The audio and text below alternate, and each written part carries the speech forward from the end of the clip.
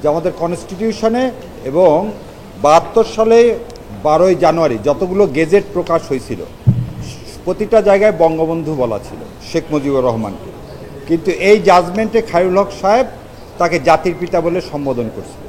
So আমি honourable supreme কোর্টের কাছে বলেছি এই জাতির পিতা শব্দটা এই জাজমেন্ট থেকে যেন এক্সপান্স করা হয়। উনি আর একটা ইতিহাস বিকৃতি করেছেন, উনি বলেছিলেন পাকিস্তান সারেন্ডার করেছে বাংলাদেশ এবং ইন্ডিয়ার যৌথ বাহিনীর হাতে, যেটাও একটা মিথ্যা কথা। পাকিস্তান সারেন্ডার করেছিল জেনারেল অরোরার কাছে, সেখানে এমএজি ওসমানী উপস্থিত ছিলেন না। আমি এই শব্দটাকেও এক্সপান্স করার জন্য বলেছি। আশা করি আপনাদের এই বিষয়ে কনফিউশন নেই।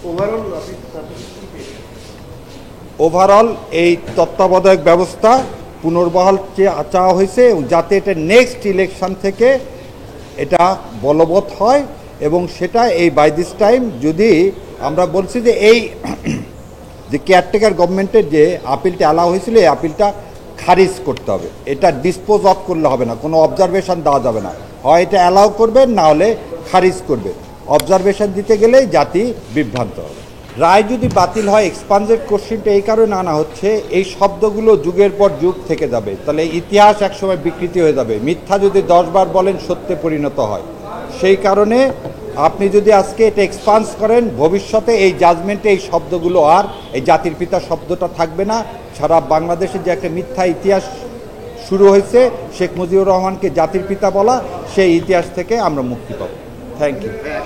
পদ্মা সেতু, মেট্রো রেল এবং এলিভেটেড এক্সপ্রেসওয়ে নির্মাণের গর্বিত অংশীদার বসুন্ধরা সিমেন্ট। এটা ওখানে দুইটা অথবা আছে, আপনাকে প্রতিটা জিনিসের একটি টাইম লাইন থাকতে হবে।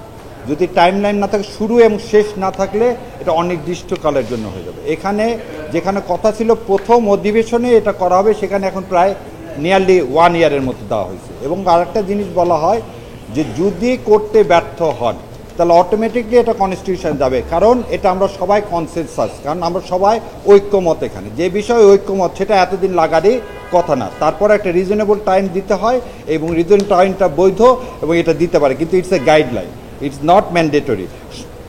সংসদ চাইলে এটাকে এক্সটেন্ড করতে পারবে, কারণ এই যে এটা দিছে এটা একটা খসড়া, এটা যাবে হচ্ছে প্রধান উপদেষ্টার কাছে, তারপরে এটা একটি আদেশ আকারে গেজেট নোটিফিকেশন হবে। এই গেজেট নোটিফিকেশনের সাথে এই অনুচ্ছেদ 1-এ সমস্ত সংশোধনীগুলো গণভোটে যাবে। গণভোটে যদি পাশ হয়ে যায় তখন আর কারো ক্ষমতা নাই এটা ইমপ্লিমেন্ট না করার। সো ওই দিনগুলো বা এটা অটোমেটিকলি হবে, এগুলোর আর কোনো তখন কোনো এক্সিস্টেন্স থাকবে না। আর গণভোটে যদি হেরে যায় তাহলে আপনি এমনি এমনি কনস্টিটিউশনে আসবেন। It did not make any big difference.